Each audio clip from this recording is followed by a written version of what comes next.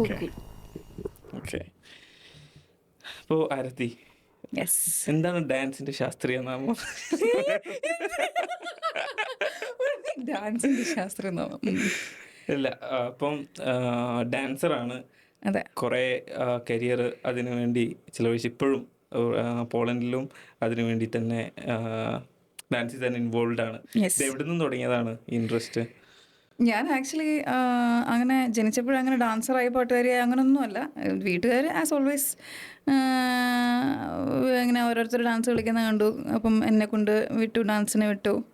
അപ്പോൾ ആദ്യം എല്ലാ കുട്ടികളെ പോലെ വേണ്ട, മടി, അങ്ങനെ. അല്ലാണ്ട് ഞാൻ അങ്ങനെ ഡാൻസ് ക്ലാസ് ചെല്ലുമ്പോൾ തന്നെ ഒരു പ്രത്യേകതരം പ്രതിഭയും കാണിച്ചിട്ട് അങ്ങനെയൊന്നുമില്ല. പോയി ഇൻട്രസ്റ്റ് അവിടെ ചെല്ലുമ്പോൾ ഡാൻസൊക്കെ ചെയ്ത് പതിയെ പതിയെ അതിൻ്റെ ചാലഞ്ചസ് ഒക്കെ കാണുമ്പോഴത്തേക്കും പിന്നെ നമ്മൾ ആ ഒരു കൂട്ടത്തിൽ കുറച്ച് ഭേദമായി വരുന്നു. ഓരോ ഇങ്ങനെ ലെവൽസ് ഇങ്ങനെ ക്രോസ് ചെയ്ത് വരുമ്പോഴത്തേക്കും ആ ഫയർ ഇൻക്രീസ് ആവാൻ തുടങ്ങി. അങ്ങനെ അത് ഇൻട്രസ്റ്റ്, വെറും ഒരു ഇൻട്രസ്റ്റ് മാറി ഹോബി മാറി, അത് പാഷൻ ആയി തുടങ്ങി. പാഷനും മാറി, ഇപ്പോൾ ലൈഫായി മാറി. പ്രൊഫഷനിലേക്ക് വന്ന് പ്രൊഫഷൻ പ്രൊഫഷൻ ഇസ് ജസ്റ്റ് നമ്മുടെ ലൈഫിൽ നമ്മൾക്ക് കുറച്ച് സർവൈവ് ചെയ്യണമെന്നുണ്ടെങ്കിൽ അത് പ്രൊഫഷനായി മാറുന്നു എന്ന് എനിക്ക് പറയാൻ പറ്റത്തുള്ളൂ. അതല്ലാണ്ട് എനിക്കൊരു കാര്യം ചെയ്യുമ്പോൾ അത് പ്രൊഫഷനായിട്ട് കണക്കാക്കാനും പറ്റില്ല. എക്സാക്ട്ലി. സോ അതാണ് എനിക്കൊരു പ്രൊഫഷൻ എന്ന് വിളിക്കുന്നതിനെക്കാട്ടിലും കൂടുതൽ എനിക്കത് ലൈഫായിട്ട് വിളിക്കാനാണ്, പറയാനാണ് താല്പര്യം. ബിക്കോസ് ഞാൻ അങ്ങനെ അതിൽ ജീവിക്കുകയാണ് ബേസിക്കലി. അങ്ങനെ. അപ്പൊ പിന്നെ എന്റെ ജോലിയല്ലല്ലോ അത്. അതെ, എക്സാക്ട്ലി. ജോലിയായിട്ട് ഫീൽ ചെയ്യൂല, ഇഷ്ടപ്പെട്ട കാര്യം ചെയ്യുമ്പോൾ ജോലിയായിട്ട് ഫീൽ ചെയ്യില്ലല്ലോ. അപ്പൊ ഈ ഒരു ഹോബിന്നും പാഷനിലേക്ക് പോകുന്നത് ഏകദേശം ഏത് ടൈമിലാണ്? ഐ വുഡ് സേ ഒരു പ്രൈമറി സ്കൂളൊക്കെ കഴിഞ്ഞിട്ട്. സോ ഞാൻ ആക്ച്വലി ഇതിൻ്റെ കൂടെ എക്സാമിനേഷൻസും ഡാൻസിൻ്റെ തന്നെ നമ്മുടെ അക്കാഡമിക്സ് നടക്കുന്നതിൻ്റെ കൂട്ടത്തിൽ തന്നെ ഞാൻ ഇതിൻ്റെ സർട്ടിഫിക്കേഷൻസും കാര്യങ്ങളൊക്കെ ചെയ്തു തുടങ്ങിയായിരുന്നു. അപ്പം അതിൽ ഈ ക്യൂരിയോസിറ്റി വളരാൻ തുടങ്ങി. എന്ന് വെച്ചാൽ ഇതിനകത്ത് ഇങ്ങനൊരു സംഭവം ഉണ്ടല്ലേ, ഇങ്ങനെ പഠിച്ചു തുടങ്ങിയപ്പം, അതായത് ഈ പ്രൈമറി ഒരു 5th സ്റ്റാൻഡേർഡോ അങ്ങനത്തെ ആ ഒരു റേഞ്ചൊക്കെ മുമ്പോട്ട് പോകുമ്പോൾ തോറും ഇതിനകത്ത് പഠിക്കാൻ കൂടുതൽ കിട്ടുന്നു, ഇതിനകത്ത് കൂടുതൽ എക്സ്പ്ലോർ ചെയ്യാൻ പറ്റുന്നു, ഡാൻസ് ചെയ്യാൻ പറ്റുന്നു. അങ്ങനെ ആ ഒരു സമയത്താണിത് ഇൻട്രസ്റ്റ് അല്ല, വെറും ഹോബിയായിട്ട് കണ്ടിട്ട് കാര്യമില്ലെന്ന് മനസ്സിലാവുന്നത്. അപ്പം then the question is whether I can make the effort for it. അപ്പോൾ ഒരു 10th സ്റ്റാൻഡേർഡ് ഒക്കെ ആകുമ്പോഴത്തേക്കും അതൊരു കോമഡിയാണ്. 10th സ്റ്റാൻഡേർഡ് ഒക്കെ ആകുമ്പോഴത്തേക്കും നമ്മുടെ അക്കാഡമിക്സും നമുക്ക് ഒട്ടും പറ്റാത്തൊരു അവസ്ഥയാവുമല്ലോ. ഇപ്പോഴത്തെ കാര്യമല്ല, ഇപ്പോഴത്തെ തന്നെ എന്ത് ചെയ്താലും ഗ്രേഡ് കിട്ടിക്കോളും. പണ്ടൊരു പാസിംഗ് മാർക്ക് കിട്ടിയ സന്തോഷം എന്നുള്ള രീതിയിൽ കഷ്ടപ്പെട്ട് ബുദ്ധിമുട്ടി അവിടെ ഇങ്ങനെ തട്ടിയും മുട്ടിയും പഠിച്ചുകൊണ്ടിരിക്കുന്ന സമയത്താണ് ഇവിടെ അതേ സമയത്ത് ഞാൻ എക്സാം കൊടുക്കുന്നുണ്ട്. ഇവിടെ എനിക്ക് ഈ പറഞ്ഞ പോലെ grade A grade B grade നല്ല ഹൈ ലെവൽ മാർക്കും അതിനുള്ള അപ്രീസിയേഷനും ഒക്കെ കിട്ടാൻ തുടങ്ങി.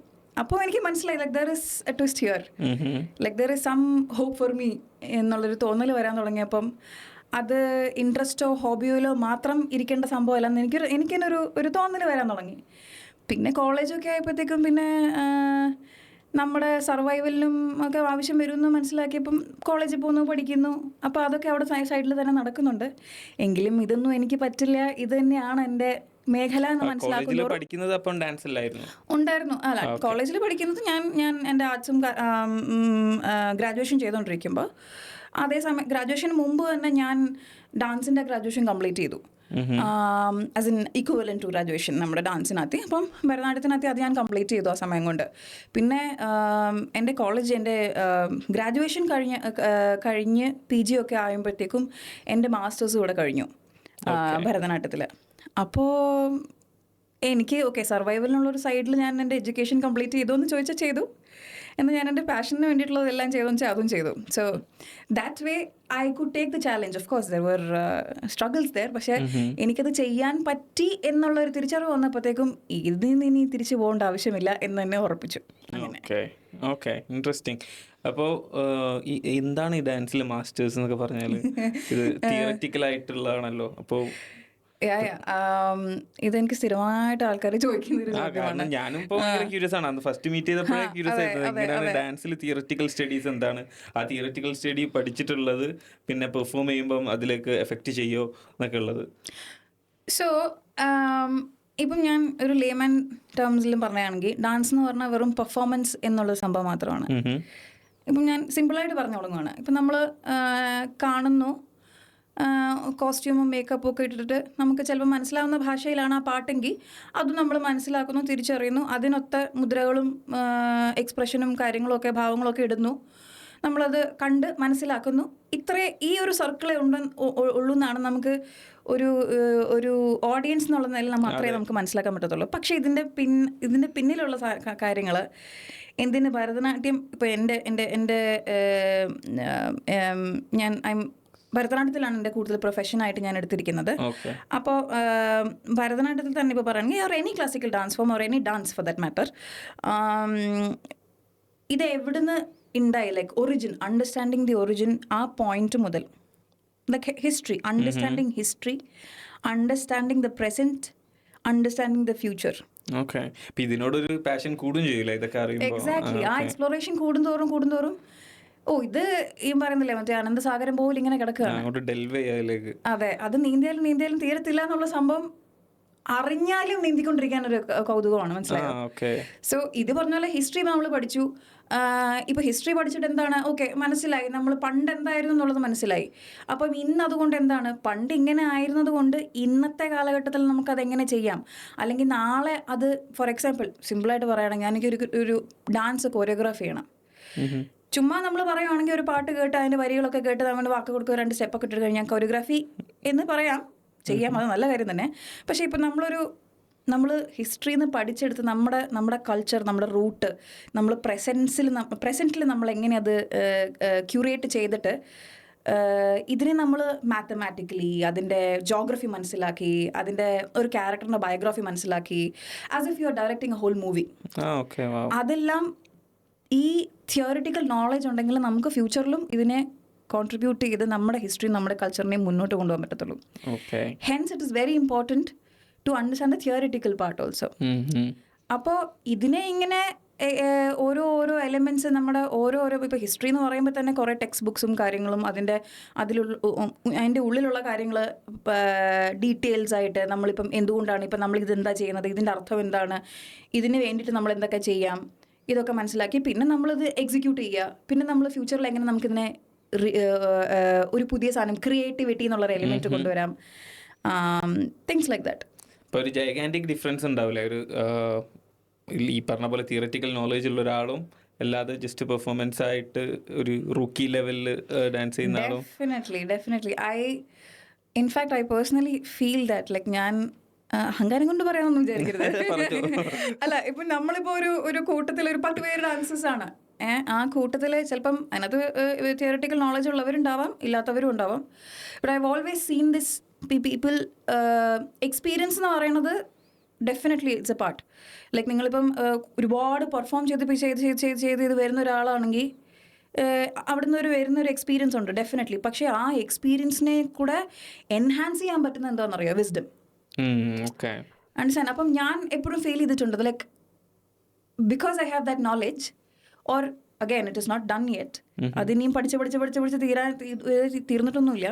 But I still feel like ഞാൻ ആ കൂട്ടത്തിൽ ഷൈൻ ചെയ്യുന്നു എന്നുള്ളൊരു ഫീലിംഗ് എനിക്ക് എപ്പോഴും വന്നിട്ടുണ്ട്. You know, you literally Shine.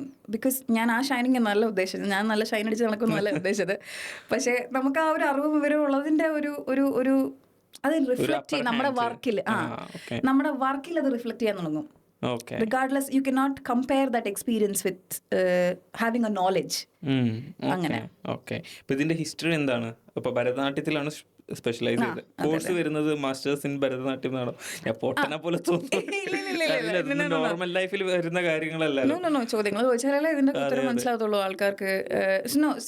ഇതിനകത്ത് ആക്ച്വലി ഇതിന്റെ ഹിസ്റ്ററി നമ്മൾ പറയുന്നത് ആക്ച്വലി ഒന്ന് മൈത്തോളജിക്കൽ ലെവലിലുണ്ട്, ഒന്ന് നമ്മുടെ റെക്കോർഡഡ് ഹിസ്റ്ററി എന്നുള്ള ഒരു ലെവലുണ്ട്. നമ്മുടെ മൈത്തോളജിക്കൽ ഹിസ്റ്ററി എന്ന് പറയുമ്പോൾ അതിനിപ്പോൾ കുറേയൊക്കെ നമ്മുടെ വേദങ്ങളും കാര്യങ്ങളൊക്കെ ഉണ്ട്.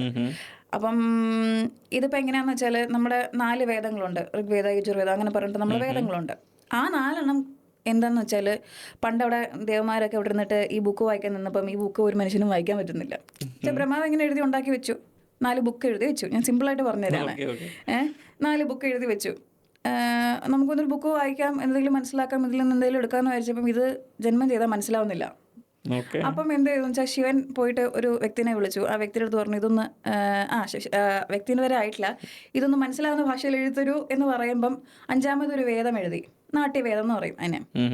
ഈ നാട്യവേദം എഴുതിയപ്പം അതെടുത്തിട്ട് ശിവന് കൊടുത്ത് ശിവൻ അത് മനസ്സിലാക്കി. ഓക്കെ, ഇത് പിന്നെയും കുഴപ്പമില്ല, ഇത് നമുക്ക് എങ്ങനെയെങ്കിലും എക്സിക്യൂട്ട് ചെയ്തിട്ട് നമുക്ക് ആൾക്കാർക്ക് ഇതിനെ ഈ ഒരു അറിവ് എങ്ങനെ പകരാൻ പറ്റും എന്നുള്ള രീതിയിൽ വന്നപ്പം ഭരതമുനി എന്നുള്ളൊരു വ്യക്തിനെ വിളിച്ചു. കേട്ടിട്ടുണ്ടോ എന്നറിയത്തില്ല. നമ്മള് മോഹൻലാൽ പറഞ്ഞ് നടന്നത് ആളാണ്. അപ്പം പുള്ളി ഈ പറഞ്ഞ ഭരതമുനിയുടെ അടുത്ത് ഈ നാട്യവേദം കൊടുത്തപ്പോൾ അങ്ങേർക്കും വലിയതായിട്ടൊന്നും മനസ്സിലാവുന്നില്ല. അപ്പോൾ ഈ നാട്യവേദം പിന്നെ അവസാനം ഞാൻ പറയുന്നതിൽ ഇത് ഫുള്ള് കറക്റ്റ് ആണെന്നൊന്നും ഇല്ല കേട്ടോ. പക്ഷേ അല്ല, അപ്പം നാട്യവേദത്തിനകത്തുനിന്ന് പിന്നെ ഈ പുള്ളി ഇതിനെ നമുക്ക് എന്റർടൈൻമെന്റ് എന്നുള്ള ലെവലിൽ നമ്മൾ ഇതിനകത്ത് ഈ പുള്ളി ഇതിനകത്ത് കുറച്ച് എലിമെന്റ്സും കാര്യങ്ങളൊക്കെ എടുത്ത് മനസ്സിലാവുന്ന രീതിയിലുള്ള എലിമെന്റ്സ് എടുത്ത് അതിനെ എങ്ങനെ എന്റർടൈൻമെന്റ് ലെവലാക്കാം എന്ന് വെച്ചാൽ ഇതിപ്പോൾ നടക്കുന്നതെല്ലാം മുകളിലാണ്. മുകൾ എന്ന് പറയുമ്പോൾ നമ്മുടെ ഹെവൻലി ബോഡീസ് അങ്ങനത്തെ ഇതിന് വേണ്ടി നടക്കുന്നത്. അപ്പം പുള്ളിക്കാരൻ അതിനെ തർജ്ജമ ചെയ്ത് പിന്നൊരു സംഭവം എടുത്തു. അതിനെയാണ് നമ്മൾ നാട്യശാസ്ത്രം എന്ന് വിളിക്കുന്നത്. കേട്ടിട്ടുണ്ടോ? അപ്പം അതായത് നാട്യശാസ്ത്രത്തിൽ ഭരതമുനി എഴുതിയിട്ടുണ്ടെന്ന് മോഹൻലാൽ പണ്ട് കമലതളത്തിൽ പറഞ്ഞിട്ടുണ്ട്. അങ്ങനെ. അപ്പോൾ അതിക്ക് മുന്നേ സംഭവം ഇതാണ്. പുള്ളി ഇത് ഇങ്ങനെ പറഞ്ഞ പോലെ നാട്യവേദത്തിൽ നിന്ന് പിന്നെ നാട്യശാസ്ത്രം ഉണ്ടാക്കി. പിന്നെ നാട്യശാസ്ത്രത്തിൽ നിന്ന് ഭരതമുനി പല ഇപ്പം ഭഗവാന്മാർക്കും അപ്സരസകൾക്കും ഗന്ധർവന്മാർക്കും ഇങ്ങനെ ആ ഒരു തലത്തിൽ ഇങ്ങനെ പഠിപ്പിച്ച് പതുക്കെ ദേവന്മാരിൽ നിന്ന് ട്രാൻസ്ഫർ ആയി ഭൂമിയിലേക്ക് വരുന്നു. ഭൂമിയിലേക്ക് വന്നിട്ട് പിന്നെ അതിങ്ങനെ പകർന്നാണ് ഈ നൃത്തം എന്നുള്ളൊരു സംഭവം വരുന്നത്. ക്ലാസിക്കൽ ഡാൻസ് എന്നുള്ള രീതിയിലാണ് ഞാൻ ഈ പറയുന്നത്. അവിടുന്ന് പിന്നെ നമ്മൾ റെക്കോർഡഡ് ഹിസ്റ്ററി എന്ന് പറയുമ്പം നമ്മുടെ ദേവദാസികളും അവിടുന്നാണ് നമുക്ക് തുടങ്ങുന്നത്. I would say definitely 2000-3000 years back. നമ്മുടെ ചോള പീരീഡും അതിനൊക്കെ മുമ്പായിട്ട് ദാറ്റ് ഇസ് ടെമ്പിൾ നമ്മുടെ റെക്കോർഡഡ് ഹിസ്റ്ററിക്കകത്ത് നമ്മുടെ ടെമ്പിൾ എക്സിസ്റ്റൻസ് എവിടെ നിന്നുണ്ടോ അവിടെ തൊട്ടേ ഉള്ള സംഭവമാണ്. എന്ന് വെച്ചാൽ നമ്മുടെ ഇപ്പോൾ ദേവദാസി എന്ന് പറയുന്ന ഒരു സംഭവം എന്ന് വെച്ചാൽ ദൈവങ്ങൾ എപ്പോൾ തൊട്ട് നമ്മുടെ റെക്കോർഡിങ്ങിലുണ്ടോ അവർക്ക് ദാസികളായിട്ട് ഉണ്ടായ കാലം മുതലേ ഉണ്ട് സംഭവങ്ങൾ. എന്ന് പറഞ്ഞാൽ അവർക്ക് ദാസികൾ എന്ന് പറഞ്ഞാൽ അതിനെ ഭാര്യ എന്ന് വിളിക്കാം, അല്ലെങ്കിൽ സേവക എന്ന് വിളിക്കാം, അങ്ങനെ എന്തെങ്കിലും. അപ്പം ആ ഒരു തലത്തിലുണ്ടായിരുന്ന ആ ക്യാരക്ടർ ഉണ്ടാവുന്ന കാലഘട്ടം മുതലുണ്ട്. എന്ന് പറഞ്ഞാൽ അവരുടെ സേവനം ചിലപ്പം നൃത്തത്തിൽ നിന്നായിരിക്കാം, പാട്ടിൽ കൂടെ ആയിരിക്കാം, അങ്ങനെ പല എൻ്റർടൈൻമെൻറ്റ്സോ അല്ലെങ്കിൽ നമ്മുടെ രാവിലെ ഇപ്പോൾ പൂജ ചെയ്യുന്നതോ വൈകുന്നേരം പൂജ ചെയ്യുന്നതോ അങ്ങനെ പല രീതിയിലുള്ള വേർഷിപ്സ് ആയിരുന്നു ഇങ്ങനത്തെ ഈ ഫോംസ് ഒക്കെ. അപ്പം അവിടെ തൊട്ടേ ഉണ്ട്. പക്ഷേ അത് നമ്മുടെ ഹിസ്റ്ററി എടുത്ത് നമ്മുടെ റെക്കോർഡഡ് ഹിസ്റ്ററി വെച്ച് നോക്കുകയാണെന്നുണ്ടെങ്കിൽ ഈ പറഞ്ഞ ഈ ദൈവത്തിനോടുള്ള ഭക്തി മാറി അത് പിന്നെ ഈ നമ്മുടെ കോട്ട് എന്താ പറയുക കിങ്സും അങ്ങനത്തെ ഒരു കാലഘട്ടം വന്നപ്പോഴത്തേക്കും പിന്നെ ഈ ദൈവങ്ങളെ സേവിക്കൽ മാറി ഈ രാജാക്കന്മാരെയും കോട്ട്സും അങ്ങനത്തെ കാര്യങ്ങളിലൊക്കെ ആയി മാറാൻ തുടങ്ങി. പിന്നീടത് ഈ പറഞ്ഞ പോലെ ഈ രാജാക്കന്മാർക്കും ഇവർക്കും ഒക്കെ ഒരു മോർ ലൈക്ക് വൈശ്യയായി മാറി എന്ന് പറഞ്ഞാൽ പ്രോസ്റ്റിറ്റ്യൂഷനായി മാറി. പിന്നെ അത് അവസാനം വന്ന് നമ്മുടെ ഈ നൃത്തങ്ങളൊക്കെ ഡെഫിനറ്റ്ലി. അപ്പം പിന്നെ ഇത് വന്ന് നമ്മുടെ ബിക്കോസ് അതിൻ്റെ ഒരു എസൻസ് പോയി, അതിൻ്റെ ദൈവികത ഡിവിനിറ്റി പോയി എന്നൊക്കെ പറഞ്ഞപ്പോഴത്തേക്കും നമ്മുടെ ഇപ്പോൾ this is very close to our history, like very close to our period right now. That is ഇപ്പോൾ ഫോർ എക്സാമ്പിൾ ഭരതനാട്യത്തിൻ്റെ കാര്യം പറയുകയാണെങ്കിൽ മദ്രാസിൽ തന്നെ ഈ ഒരു ഇഷ്യൂ വന്നപ്പോഴത്തേക്കും ഇത് കൂടുതൽ സ്ത്രീകൾക്ക് ഇത് ചെയ്യാൻ കൊള്ളത്തില്ല അങ്ങനെ ഇങ്ങനെയാന്നൊക്കെ പറഞ്ഞിട്ട് ലിറ്ററലി നമ്മുടെ ഡാൻസും കാര്യങ്ങളും ഒക്കെ നൃത്തവും കാര്യങ്ങളൊക്കെ അബോളിഷ് ചെയ്യുന്ന ഒരു സമയമുണ്ട്. ഇത് ഭരതനാട്യത്തിൽ മാത്രമല്ല ഇന്ത്യയിൽ പല സ്ഥലങ്ങളിലും നടക്കുന്ന കാര്യമാണ്. വേൾഡിൽ എല്ലായിടത്തും നടക്കുന്നത്. കാരണം റോമൻ എംപയറിന്റെ ടൈമിൽ ക്രിസ്ത്യാനിറ്റി വന്നപ്പം ഡാൻസ് ബാൻ ചെയ്തെന്ന് പണ്ടെവിടെയോ എക്സാക്ട്ലി കറക്റ്റ്. അപ്പം so there was A time, there was A duration, ഇങ്ങനെ ഒരു ബാഡ് ടൈം ഫോർ ഡാൻസ് ഉണ്ടായിരുന്നു ഡെഫിനറ്റ്ലി. പക്ഷേ ഈ പറഞ്ഞ പോലെ ഇത് കഴിഞ്ഞിട്ട് പിന്നെ പല കോൺട്രിബ്യൂട്ടേഴ്സ് ലൈക്ക് റെവല്യൂഷനൈസിങ് ആയിട്ടുള്ള ലെജൻഡറി ആയിട്ടുള്ള ആൾക്കാരൊക്കെ ഉണ്ടായിട്ടുണ്ട്. അവരുടെ ഒക്കെ ഓരോരോ കോൺട്രിബ്യൂഷൻസ് കാരണം അതിൽ ഡിവിനിറ്റി വരുത്താനാണെങ്കിലും അല്ലെങ്കിൽ അതിനെ ഒരു ട്രാൻസ്ഫോർമേഷൻ കൊണ്ടുവരാനാണെങ്കിലും തിരിച്ച് പ്രാക്ടീസിലോട്ട് കൊണ്ടുവരാനാണെങ്കിലും ആൾക്കാരതിനെ ഇൻവോൾവ് ചെയ്ത് വീണ്ടും അതിൽ കൾച്ചറിലേക്ക് കൊണ്ടുവരാനുള്ള ഒരു ശ്രമത്തിൽ വെച്ചാണ് ഇപ്പം നമ്മൾ ഫുൾ ഫ്രീഡമിലോട്ട് നമ്മൾ ഡാൻസ് കളിക്കുന്നത്. ഡാൻസിലും റെവല്യൂഷൻ ഉണ്ടായിട്ടുണ്ട് ഡെഫിനറ്റ്ലി. ഇത് തന്നെ ഞങ്ങൾ ഹിസ്റ്ററി പഠിച്ചൊരു പക്ഷേ then again if you are somebody who's passionate, so ഇവരൊക്കെ എന്ത് രസമല്ലേ, ഇവരൊക്കെ എന്ത് സംഭവമല്ലേ, നമുക്കൊക്കെ അപ്പുറത്തെ ഡാൻസ് ക്ലാസ്സിൽ പോയിട്ട് തിരിച്ചു വരാൻ എന്തൊരു മടി. അപ്പോൾ അവരൊക്കെ ഈ പറഞ്ഞ പോലെ ഡാൻസ് കളിക്കാൻ പറ്റില്ല എന്ന് മനസ്സിലാക്കി ഫുള്ള് എന്നുവെച്ചാൽ ഇപ്പം പറഞ്ഞ പോലെ ലോകം മുഴുവനെ അങ്ങനെ ഒരു ഇഷ്യൂ വരുമ്പം നമുക്ക് എങ്ങനെയെങ്കിലും ഡാൻസ് കളിക്കണം എന്നുവെച്ചാൽ ആ കാലഘട്ടത്തിൽ ഈ പറഞ്ഞ പോലെ ഈ നമ്മുടെ ഈ ലെജൻസിനൊക്കെ എടുത്ത് നോക്കിയാൽ അവരുടെയൊക്കെ സ്ട്രഗിൾസ് നമ്മൾ വായിക്കും തോറും നമുക്ക് നമ്മളൊക്കെ എന്ത് പ്രിവിലേജ്ഡ് ആണെന്ന് നമുക്ക് മനസ്സിലാവും. ഡാൻസിനെ പറ്റിയിട്ട് അങ്ങനെ ആലോചിക്കാൻ വൈഡ് മെജോറിറ്റി ഓഫ് ആൾക്കാർ ഞാനടക്കം ആലോചിക്കുന്നില്ലല്ലോ ഡാൻസ് ബാൻ ചെയ്യും അല്ലെങ്കിൽ ഡാൻസിന് വേണ്ടി റെവല്യൂഷൻ ഉണ്ടായിട്ടുണ്ട്. ഓക്കെ, ഇതില് ഭരതനാട്യത്തിന്റെ ഒറിജിൻ വരുന്ന സൗത്ത് ഇന്ത്യയിൽ നിന്നാണോ? ഡെഫിനറ്റ്ലി തമിഴ്നാട്ടില്. ഓക്കെ, ഭരതനാട്യം മോഹിനിയാട്ടം തമ്മിലുള്ള എന്തെങ്കിലും സിമിലാരിറ്റീസ് ഉണ്ടോ? കാരണം മോഹിനിയാട്ടം കേരളത്തിന്റെ ആർട്ട് ഫോം അല്ലേ? ഓക്കെ. സോ അവിടെ കേരളം നമ്മൾ മോഹിനിയാട്ടം എന്ന് മാത്രം തള്ളാനും പറ്റത്തില്ല. മോഹിനിയാട്ടം, കഥകളി അങ്ങനെ പറഞ്ഞിട്ട് ഒരു വൈഡ് റേഞ്ച് ഓഫ് പ്ലാറ്ററാണ് നമുക്കുള്ളത് culture. So but Mohiniyattam Bharatanatyam തമ്മിലുള്ള വ്യത്യാസം എന്ന് ചോദിക്കുകയാണെന്നുണ്ടെങ്കിൽ ഡെഫിനറ്റ്ലി ഇതിൻ്റെയൊക്കെ കണക്ഷൻ പോകുന്നത് ഈ പറഞ്ഞ ഈ ഹിസ്റ്ററിയിൽ നിന്ന് തന്നെയാണ്. പക്ഷേ വരുമ്പോഴത്തേക്ക് നമ്മുടെ പ്രസൻറ്റേഷൻ ഒക്കെ വരുമ്പോഴത്തേക്ക് ഓരോ ക്ലാസിക്കൽ ഡാൻസിൻ്റെ ഡിഫറൻസ് വരുന്നത് ഫസ്റ്റ് ഓഫ് ഓൾ അതിൻ്റെ ജോഗ്രഫി അനുസരിച്ചിട്ടാണ്, അതിൻ്റെ ഹിസ്റ്ററി അനുസരിച്ചിട്ട്. എന്ന് വെച്ചാൽ ആ ഒരു കറണ്ട് ടൈമിലുള്ള എന്ന് വെച്ചാൽ അത് എക്സിസ്റ്റ് ചെയ്യുന്ന ആ ടൈമിലുള്ള ഓരോരോ സാഹചര്യങ്ങളും ഓരോരോ കാലഘട്ടത്തിനൊക്കെ അനുസരിച്ചിട്ടാണ് ഇതിന്റെ ഓരോരോ ഡെവലപ്മെന്റ്സ് വരുന്നത്. ഡെഫിനറ്റ്ലി. അല്ല, ഇത് ഒറിജിൻ ചെയ്യുന്നത് ഇതിപ്പം ഡാൻസ് എന്നുള്ള ലെവലിൽ ഞാൻ പറഞ്ഞു, നാട്യശാസ്ത്രം എന്നുള്ള ഒരു സംഭവം പറഞ്ഞു, ആ അംബ്രല്ലന്റെ അടിയിൽ വരുന്നതാണ് ഇതൊക്കെ. You understand? സോ അപ്പം ആ കണക്ഷൻസ് എല്ലാം എന്തായാലും ഉണ്ടാവും, എന്തെങ്കിലും സിമിലാരിറ്റി അല്ലെങ്കിൽ സം റൂട്ട് ഉണ്ടാവും. ഫോർ എക്സാമ്പിൾ സിമ്പിളായിട്ട് പറഞ്ഞാൽ ഇപ്പം അരമണ്ഡലം എന്നുള്ളൊരു സാധനം ഭരതനാട്യത്തിലും കുച്ചിപ്പുടിയിലും മോഹിനിയാട്ടത്തിലും ഇതിലൊക്കെ ഉണ്ട്. അതൊക്കെ നടരാജൻ എന്ന ആ ഒരു ഡെമിഗോഡിൻ്റെ ആ ഒരു ഫോർമേഷൻ, ഡെമിഗോഡ് അല്ല, ഗോഡിൻ്റെ നമ്മൾ ടെമ്പിൾസിലൊക്കെ കാണുന്ന സ്കൾപ്ചേഴ്സും ആ ഒരു ഇത് വെച്ചിട്ടാണ് നമ്മളിതെല്ലാം എടുത്തിരിക്കുന്നത്.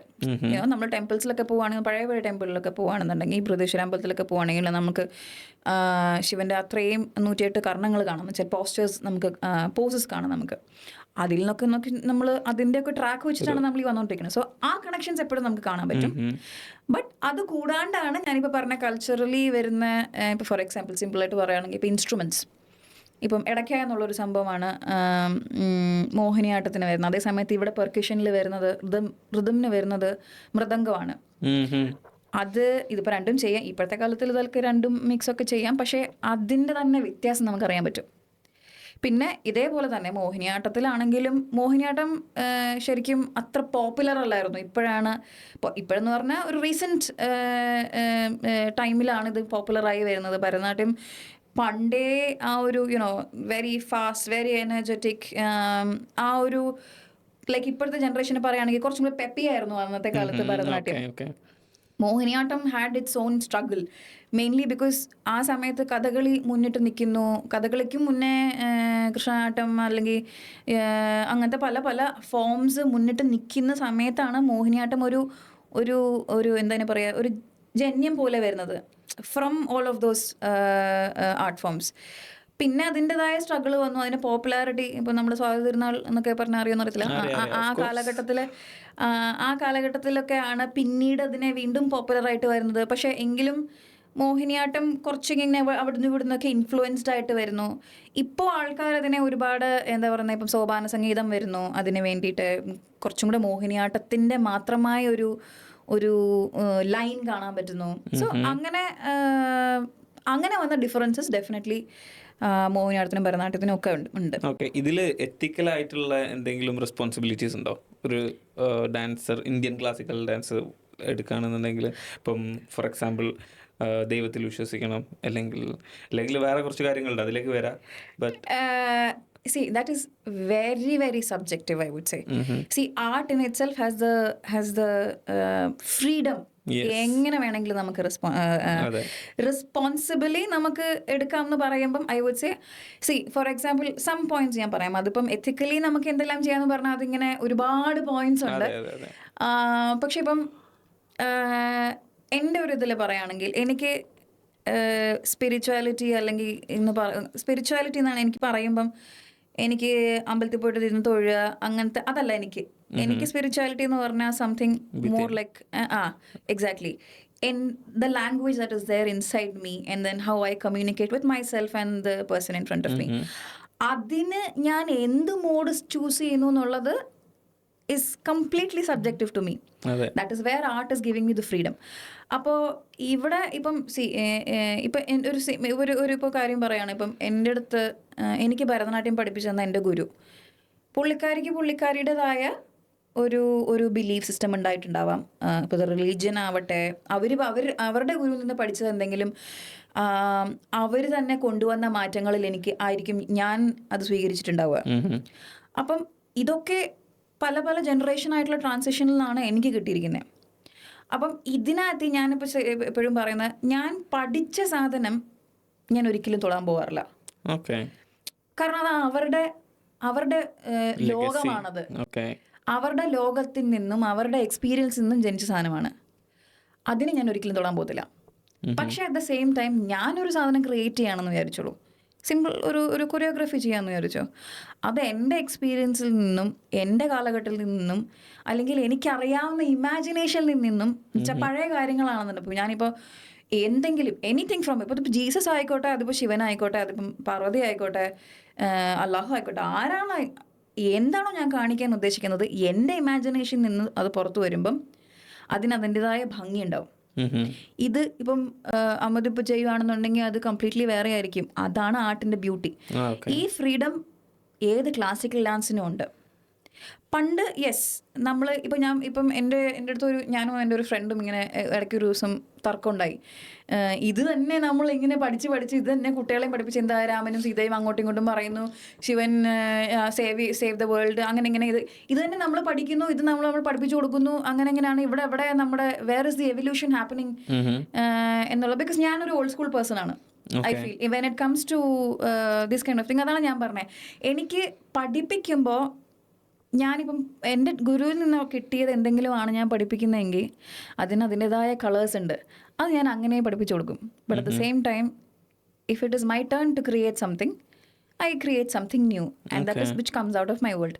This is a kind of ethic that I follow the most when it comes to my field. അതിപ്പം എന്ത് പാട്ടാണെങ്കിലും ഡാൻസ് ആണെങ്കിലും any ഇൻസ്ട്രുമെൻറ്റ്സ് ആണെങ്കിലും this is something that I follow. പിന്നെ ഉള്ള കാര്യങ്ങൾ